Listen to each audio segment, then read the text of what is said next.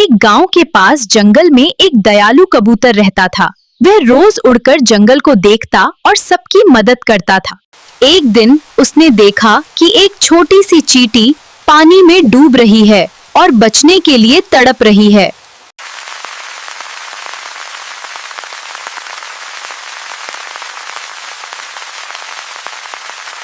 चींटी पत्ते पर चढ़ गई और उसकी जान बच गई।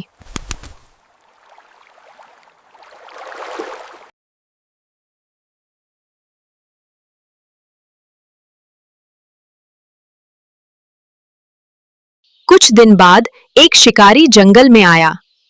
वह कबूतर को पकड़ने के लिए जाल बिछाने लगा। नीचे बैठी चींटी ने ये सब देख लिया।